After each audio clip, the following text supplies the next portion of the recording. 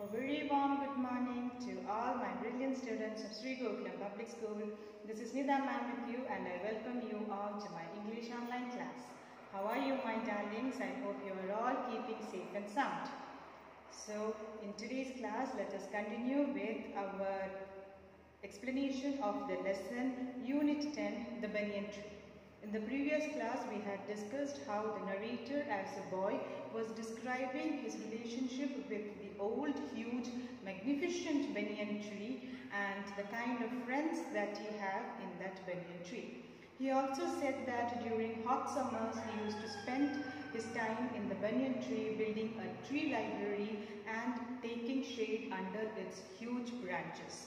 At times, he also used to climb the top of the tree and have a wide view of all the things happening around him.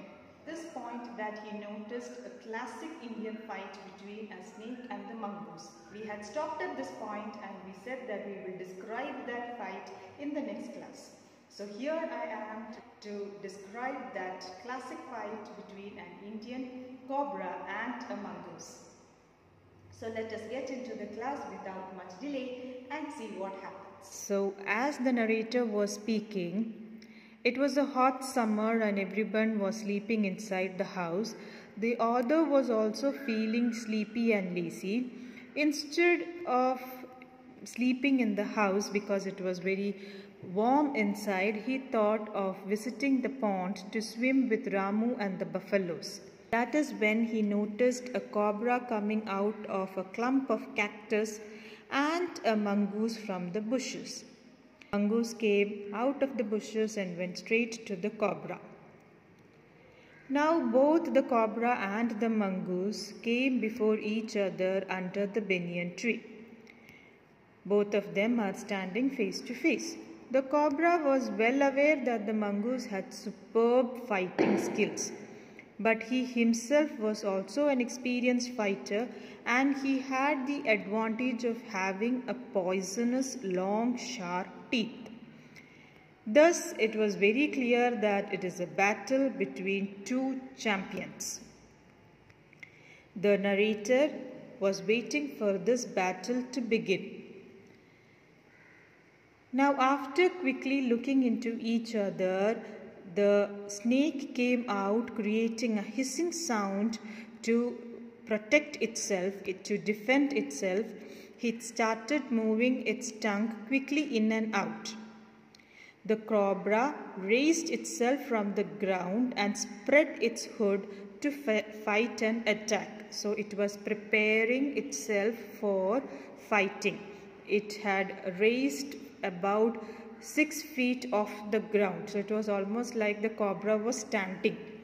The mongoose also showed its readiness to fight by brushing his tail and raising his hair. Okay, so he was also had his hair and all the spine stood up. The participants in the fight were not aware of the author's presence in the tree. But the two other spectators were a myna and a crow, and they were also observing this fight very clearly. They witnessed everything and were settled on a cactus to watch the result.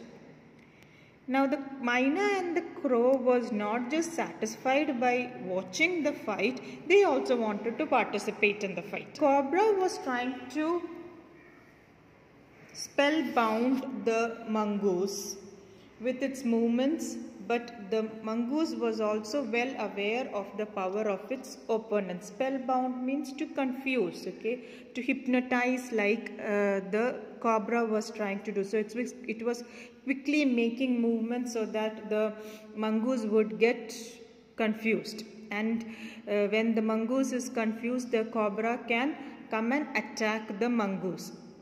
But the mongoose, being aware that the snake would do such kind of an act, he fixed his focus on attacking the cobra at a point just below the cobra's hood.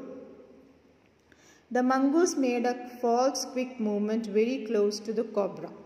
The cobra attacked and moved its hood down so that quickly it seemed the mongoose would not be saved. But this small creature was quick to jump and move to one side. It also bit the snake on its back and moved again out of its reach.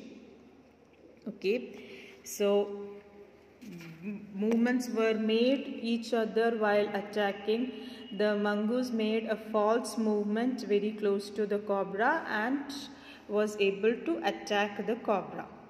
Now, the moment the cobra was attacked, the crow and the myna threw themselves at him to come into conflict. Now, they also wanted to attack the cobra. So, the birds start coming out. After making loud, short noises, they came back to the cactus plant. Drops of blood were shining on the cobra's back. The cobra tried to attack again, but this time also it missed. The mongoose just jumped aside. Again, the birds were not satisfied, so they also tried to attack the cobra, but again they came into hitting each other, so they sat on the cactus again. Now, third time the birds also again wanted to attack the cobra, but this time they did not hit each other or collide with each other. What happened is that the myna just flew back to its shelter, but the crow tried to continue the fight in the air. But at that moment, the cobra suddenly moved and attacked the crow instead of the mongoose, and immediately the crow fell dead. It came shaking its body, then afterwards it died. After this, the myna understood that it is dangerous to involve in the fight and it did not move. The cobra was weakened and defeated. The mongoose was attacking fearlessly. Finally, the mongoose caught the cobra from its hood and dragging it, pushed it into the bushes after killing it. The myna fell down to the ground and hopped about as she reaches the bushes. She gave a loud pitch sound as if she was congratulating the mongoose, and she flew away. So this is a simple explanation of how the cobra and the mongoose were fighting, and the scene witnessed by the narrator. So my darlings, I hope you have understood the lesson, and this is just a fight which is very common in our village side. If you are looking into if you are checking out the YouTube channels, you can find any number of videos on this.